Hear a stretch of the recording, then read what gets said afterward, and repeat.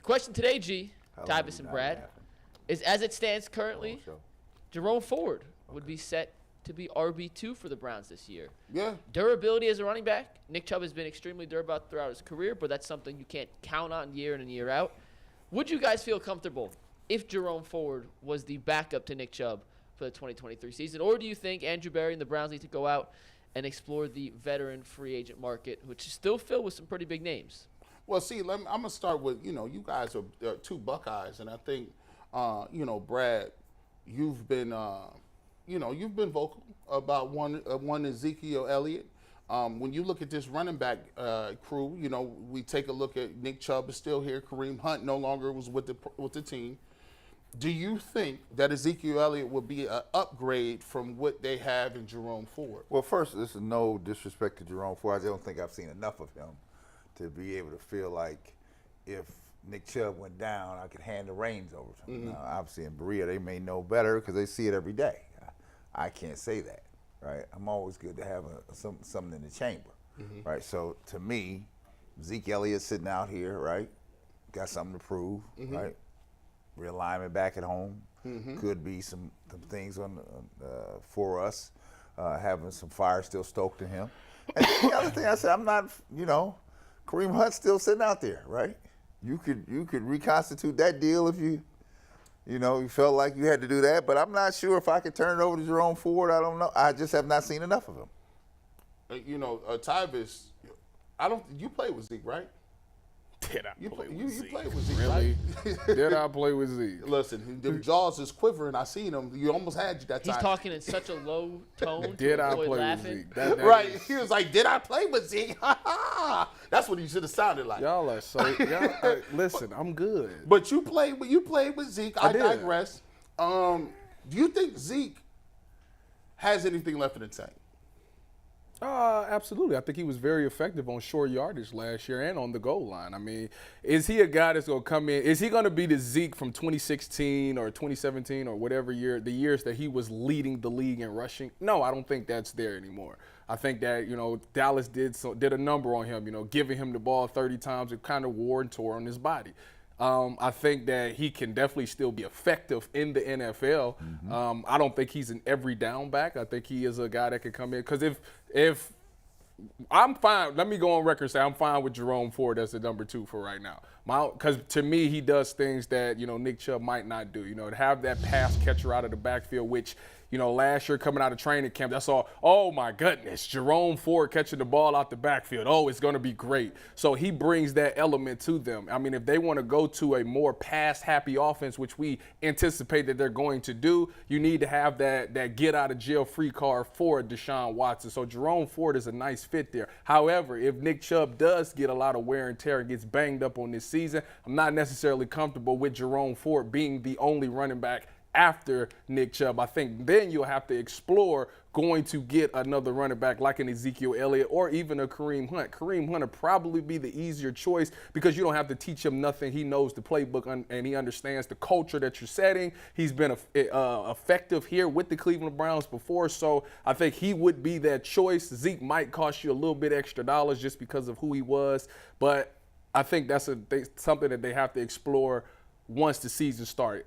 Training camp comes around, they're going to put another guy on the roster just to get through preseason, just to see what he does. They'll have some guys on practice squad, but when it comes game time and it's time to win games, I think you have to get a big name or somebody that can get the job done. So that Ezekiel Elliott, Kareem Hunt, Mark Ingram, all those guys are fine with me. See, I kind of talked myself into this a little bit. I said at one point in time that, you don't need Zeke Elliott. You don't.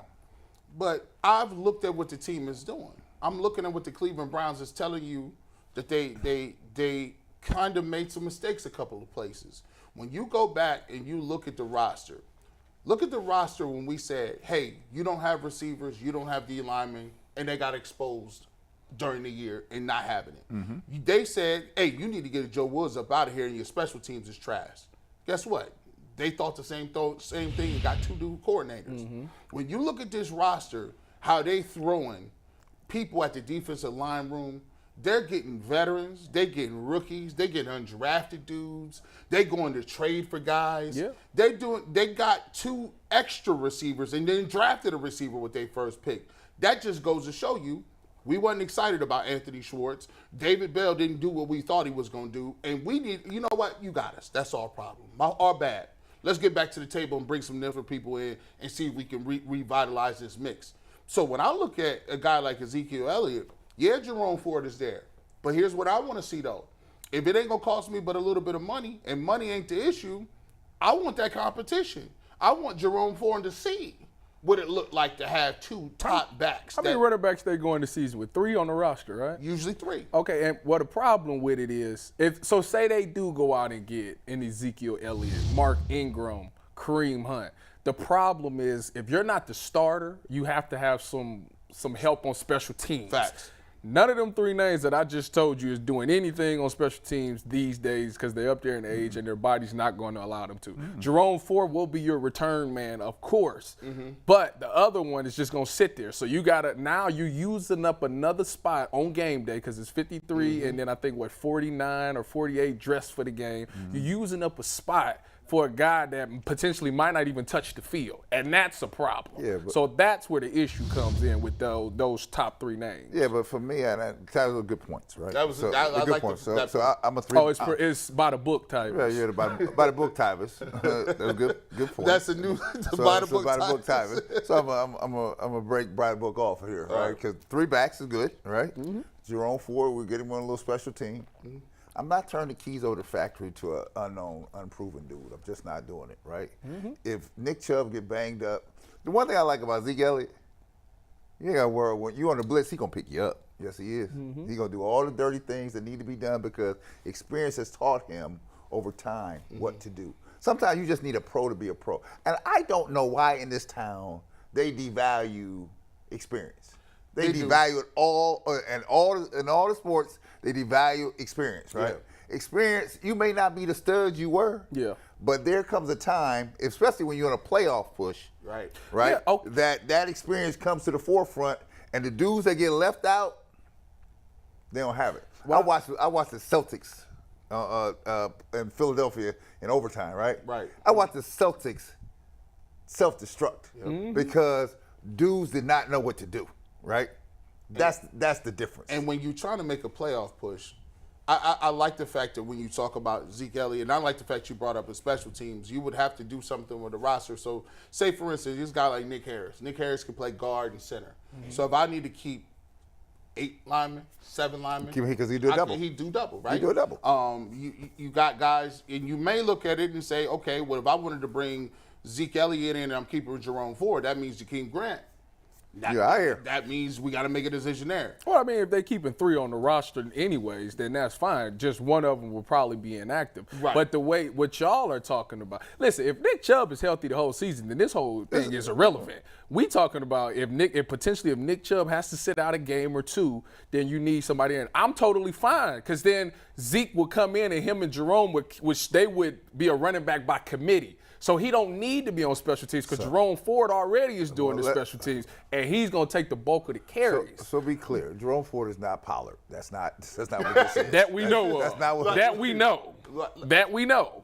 It's too early. We don't know. We can only go off what we saw. He looked good in the preseason. That's all we know. Well, preseason, all right. Exactly. That's all we know. That's all we know. Preseason, right? And never to be heard from again. That's all we know. And this is what happens. When I'm looking at these down the line guys, right? If you take a Cedric Tillman in the third round, I'm not looking for Cedric Tillman to give. I need Cedric Tillman maybe to give me 5 plays in a year. 5 plays. I don't know where they're gonna come. I want 5.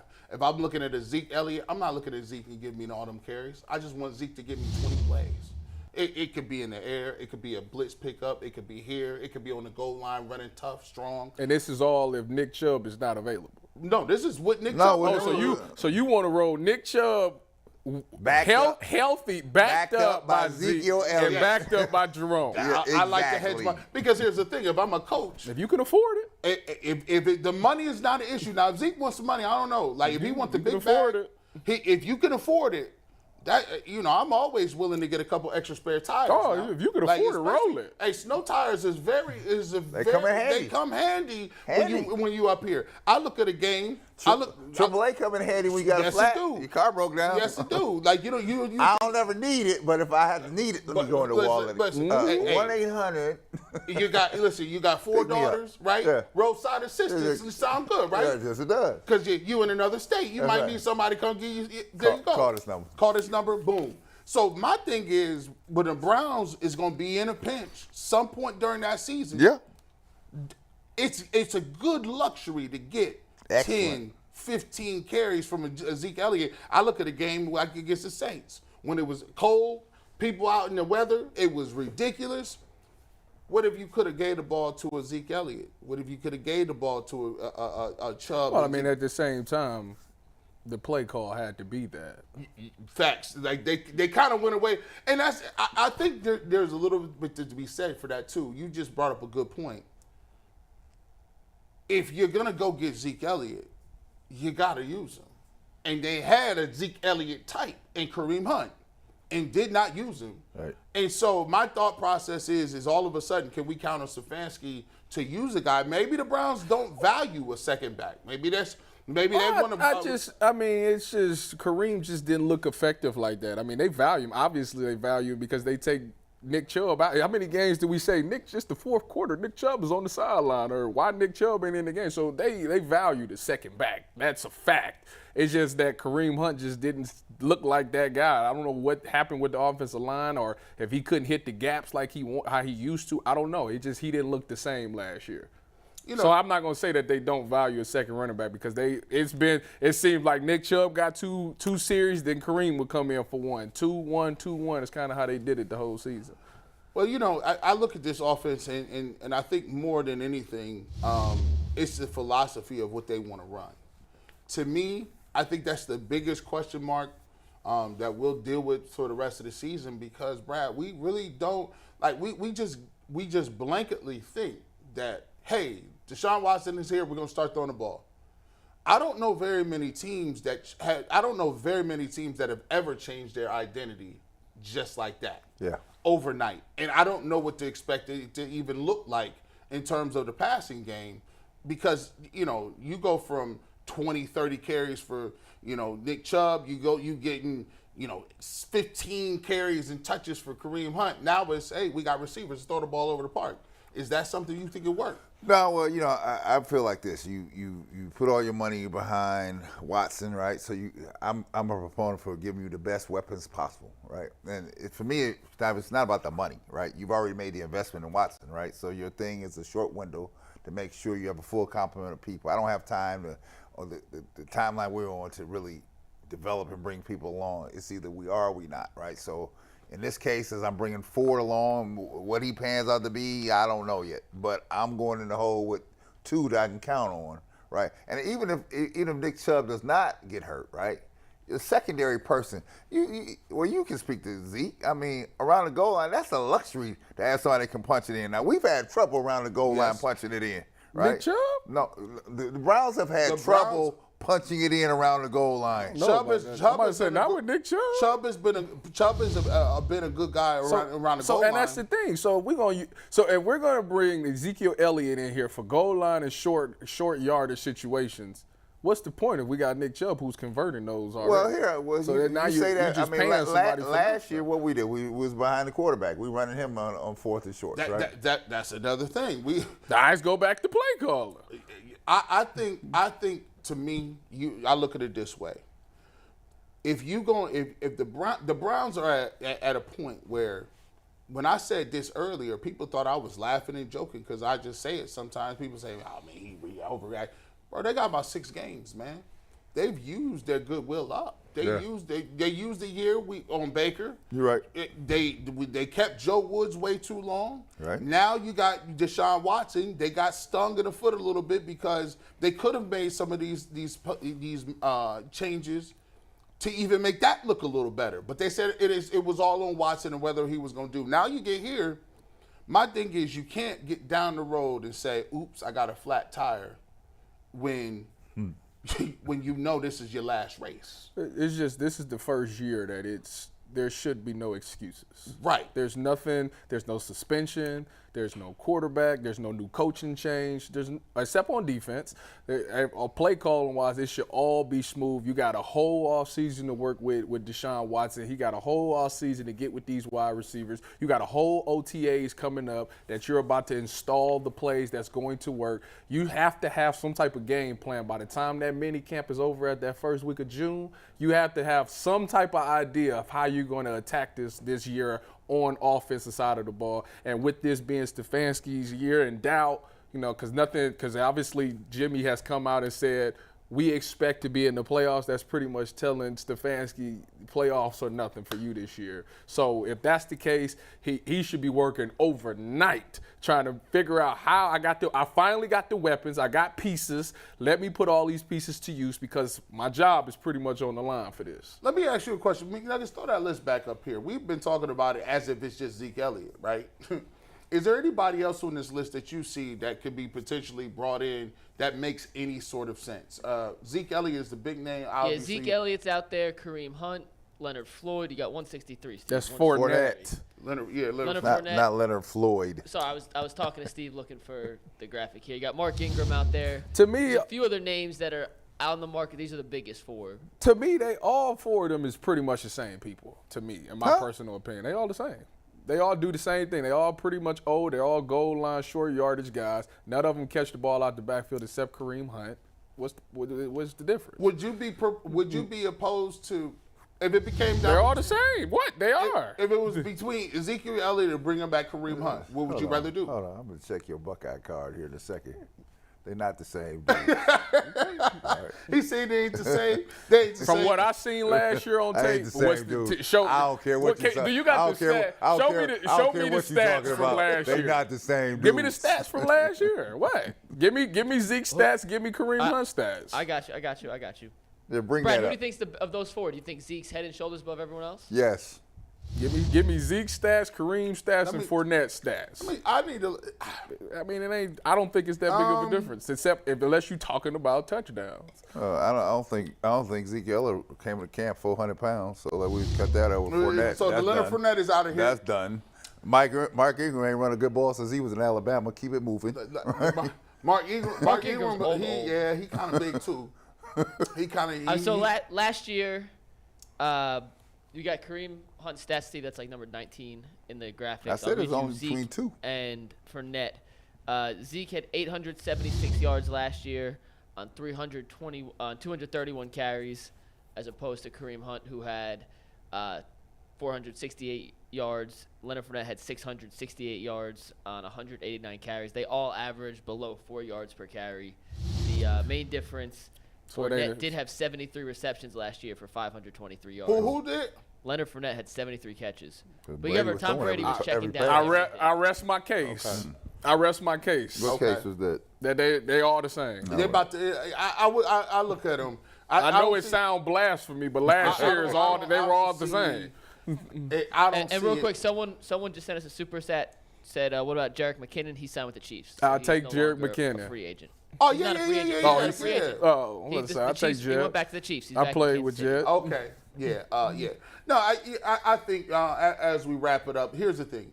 If they want to bring a guy in, but here's the philosophy of the running back room is, and they've told us for a while, like they've said, listen, you draft a running back to kind of back him up. We expect Nick Chubb to be durable and healthy. And I think they want to give, if they haven't done it yet, I think they just want to give Jerome Ford the opportunity. Now, if Kareem Hunt gets, if Nick Chubb gets hurt, I think all bets are off. If Kareem Hunt, not Kareem Hunt, Nick Chubb get hurt, then they got to bring in one of those names for sure, because they do something that Jerome Ford can't. They convert on short yardage. Now you need that short yardage, those goal line situations. But if Nick Chubb is there, you don't need it. That's what my whole argument has been there. We got that. And it goes down to philosophy, right? So you can tell younger coaches, younger thinking, right? They devalue the veteran, right? There's a place. You're on a team that's trying to trying to have an ascension. They're trying to go higher, right? Well, I don't do that with all young people. I'll just go to the NBA playoff. All them young people got getting run up out of here. I'll give you credit for that. They're getting run up out of here. But I hear what you're saying on the veteran part. But the difference between that and everything else is that you got your veteran is the best running back in the league. No. The difference is you get it from the veteran in different ways. It don't just have to be on the floor. It's in the locker room. It's on the bus. It's on the plane. It's the leadership that you don't get. It's the separator, right? That is what the veteran brings to the table. So Nick Chubb, you don't think Nick Chubb sets the standard? Well, no. Here's the thing. I would think he sets a standard. He's like the model how you want to do it. When I say that, I'm not discrediting Nick Chubb. I'm not saying you are. I'm talking about bringing value to my organization. That's the difference. So if I got Nick, and I look at it this way, there's a thing to be said for, hey, Nick Chubb is on the field. It's hard to coach somebody up on the field. Now if I got Zeke Elliott by young boy, he's saying, okay, well let's look and see what's out here. Look at this. You see when Jimmy Butler come to the sideline, who in his ear? OG in his ear. Yeah, he doing it's like some things like something you don't hear. You may not see this, right? That's what the value is. This is because here. So who is so say a Zeke comes in, whose ear is he getting in? Who is he coaching? You don't listen. You devalue what he brings to the table. No, I'm just asking you a question. I think he could get in anybody's ear, okay. right? I think his pedigree behind him can get anybody's ear, right? Okay. I do. I look at it like this. If it ain't no money, I always tell. They always paying these young. Watch this. They always paying these young dudes. These young dudes can't play dead at a funeral. Stop playing with me. I'm looking at it from this standpoint. I agree with that statement. What? What you said. With that? Yep. Yeah. If you can't. Oh, my man. Back in the game. No, I agree with the dead at they paying these young dudes. I agree with that statement. Dead at a funeral. Sometimes we get into this thing. And the reason being, I'll tell you after G. Go ahead, G. I'll tell you why. Sometimes we get into this thing where we tell people we don't need a certain person. We don't need that. We don't need. And I just keep seeing my teams come in last place. Yeah. You can't be a last place team and say what you don't need. Like, obviously you need a lot because you came in last, and the team that came ahead of you had a rookie quarterback. They laugh at Brad all the time, because he said Carmelo. How many times he gonna mention Carmelo? But what he's saying, what he's saying to you is, when you got into the playoffs, all them little wishes and happy thoughts turned to Jetty Osman and Rubio, and them people wasn't giving you nothing anyway. Mm-hmm. So how funny was it? Like it was, how far-fetched was it? Because sometimes you realize when you look at people, you understand, oh, you self-checked. But you're not even gonna be on. They're not even thinking about you when the lights get bright. All that is good, but the problem with that argument right there, what you just said, is the run game wasn't the problem last year. The dude was third in the league in rushing. So I don't understand why. How is this even? That would make sense if it was the wide receiver room or something like that. I don't think they're saying. I don't think he's saying the substitute behind Nick Chubb is the answer to all your problems. No. It just fortifies your organization. You know, the Browns need a lot of help here, right? They had a lot of blank stares last year. A lot of blank stares. And defensively. There were times where you sit out here, how many times did we sit on the show talking about, where is the leadership here? Oh, I said that all. Yeah. That was a huge problem. Where's the leadership here? Right. It ain't coming. It's not coming from them young dudes. It's not. But I was speaking more defensively. I think offensively, when Jacoby Brissett was in there, that was a great leader. Amari Cooper is a great leader. Nick Chubb is a great leader. That's why the offense was able to produce. When I was saying that, it was defensively why I was saying that. They literally laid down. I'm going to just tell you about organizations, right? Organizations, I don't separate them into two. I don't separate them into offense, defense. There's one organization, right? Mm-hmm. And in that organization, there will be people that will be at the forefront of leading, right? And there's a variety of ways. You got those that lead on the field and say, get ye behind me. Mm-hmm. Then you got others that are working underneath the current, right? To fortify things that you don't even see going on, that the normal people don't even see what's going on. Locker room. You got to have that. Yes, those are fundamental aspects of any winner. You show me a winner, and I'm going to show you a team full of people like that. You go to Miami Heat, there's a reason why Donis Haslem is on that team, right? It ain't for his playing skills. No, he the OG. Right. I'll give you an example, and this is a real-world example. When we started off with this show, right, Director Steve, he had already retired. He done already ran his race. Mm-hmm. You know what I'm saying? Multiple, Emmy Award winning. So when they put a team together, we got the young guys. You know, I consider myself a young guy. I've cut my teeth. Tyvis, I consider Tyvis a young guy. McNuggets is a young guy. I'm old. Yeah, I was young yesterday. Today, I think I crossed into that old threshold. Right. But the thought process was when they bring a dude that already done it and already has done it at a high level, you naturally fall in line as a young dude because you say, oh, well, look, I can't come in here. I can't be the weakest link. I got to come in here because they setting the example of what type of team and what kind of hierarchy we want to put together. So sometimes when you bring a veteran in and when you bring a guy in, it don't even need to be on the field. They just setting the tone saying, this is the type of dude that we like, we aspire to be, and this is the type that we want to build our roster around. And what it'll do, if they brought a different person in here, and they had a bunch of young kids around and everybody was new in the industry, we might get on the set and be like, we know everything. We about to get this. And they're like, no. This is a professional. You know this is what, how you G? get it done, and let's get it working. You absolutely right. And that's exactly why they did what they did this year. You know why? The defense was the problem last year, quote unquote, to me. To me, they were the problem. And so what did they do? They got rid of the coaching staff. They got rid of the defensive coordinator. Brought a guy in there with that experience that you're talking about. Right. What does he do? He goes out and get Juan Thornhill. What does he have? Super Bowl experience. Then they go sign, what his name? Rodney McLean. Rodney McLeod. Why they bring him? Super Bowl experience, older guy, veteran. What's this DB? This secondary is a group of young guys. So what did they do? Go get guys that's older that had the Super Bowl, that's been to where they want to get, to talk to them, to get them up to hold them to the standard that they're trying to get to. So I think exactly what you're saying is the issue that they found out. And they have addressed it. But as far as we talking about running back wise, you could bring Zeke in here. Yes, Zeke has been 3 times leading the league in rushing 3 times all pro, whatever it is. But he can't tell you nothing different than Nick Chubb because he's done the same. Well, he ain't lead the league, but he's been top 3, and now he's finally hitting that stride, and everybody respects Nick Chubb. So it's like, if Zeke came in here and said something and Nick Chubb said something to Jerome Ford, I'm pretty sure Jerome Ford would slightly gravitate a little bit more to Nick Chubb. Why? Because he's been here. He's actually seen Nick Chubb. He's got the relationship with Nick Chubb. That's just my personal opinion. I don't, listen, again, this is not against Nick Chubb, right? I think that when you bring people up here, bring any person in an sports organization with stature, young people naturally gravitate toward them. They do because they're experienced, right? He's coming from a place in Dallas, right? He'll be coming from a place in Dallas with plenty of stories. He's seen the people, right? And those are the people that young people gravitate towards, right? Now, again, this is here. You're not going to be the dude in Dallas, right? If we put on this team, it's for a different role.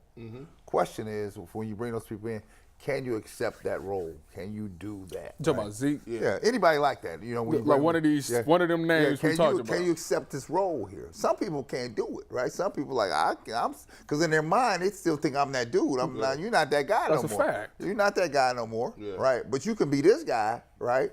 And those that can accept that role and learn how to excel in that role, they find a way to extend their playing career because they find there's value to them to have them on the team and say, no matter what team, I'm keeping this dude around. We got to keep him. Got to keep him around.